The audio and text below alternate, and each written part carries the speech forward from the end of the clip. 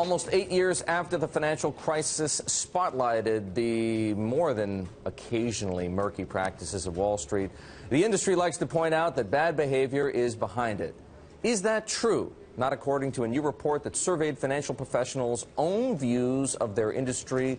It found, among other shocking conclusions, almost half think their competitors have engaged in unethical or illegal activity in order to gain an edge in the market, while a quarter believe coworkers have engaged in similar activity, and a third of those earning $500,000 or more have witnessed or have firsthand knowledge of wrongdoing in the workplace. One of the people behind that report is here, Jordan Thomas, of the law firm Labaton, Sucharow. Jordan, what do these findings, in your opinion, tell us about Wall Street? Well, it appears that Wall Street has lost its moral compass. Wait a second. When did Wall Street last have its moral compass? Well, what I was going to say next was... That's a leading question. And they're still looking for it, because the survey, almost all the statistics from 2013, when we did a similar survey, to now have gotten much worse. And one more time, who exactly is being surveyed? Financial service professionals in the U.S. and the United Kingdom.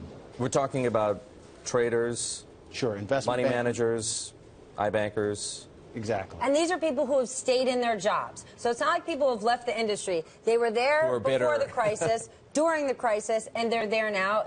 Yes. And haven't changed their behavior and have stayed in these institutions that they deem unethical, but they're not doing anything about it? One of the things that we see in the financial services industry survey is that many people are aware of wrongdoing. Many people feel pressure to engage in wrongdoing, but many people are not speaking up. Okay, well, institutions are led by people, individuals. They're not inanimate objects. If all of those people surveyed think the behavior is bad, then isn't the onus upon them to change it? Absolutely. I think one of the issues that wasn't known until today was that corporations around the country have been using secrecy agreements and secrecy policies to prohibit their employees from speaking up about wrongdoing, which may explain why some good people... That's a fair point. That's a really fair point. But it does raise an important question, and I need you to answer it, because there are some people out there, Jordan, who know that Labaton Sucharow files lawsuits on behalf of shareholders, has a whistleblower practice, for example, where you represent whistleblowers, and they might be saying to themselves, well, these are convenient conclusions to come to for a firm like yours. Sure. I think that they should have comfort with the fact that Notre Dame conducted the survey. It was the largest survey of its kind. You guys paid for it, but Notre Dame did it. Correct. And at the end of the day, what people should be focusing on is that there's a problem on Wall Street. Until we accept that, we're not going to be able to see significant change.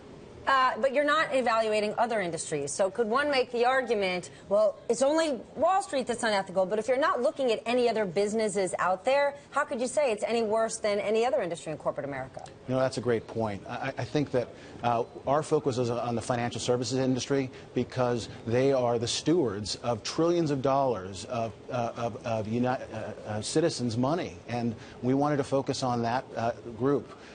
Because they have deposits, they fulfill a different role. Wait, they're stewards of individuals' money. How about government officials? Those are elected officials that should be protecting and representing citizens.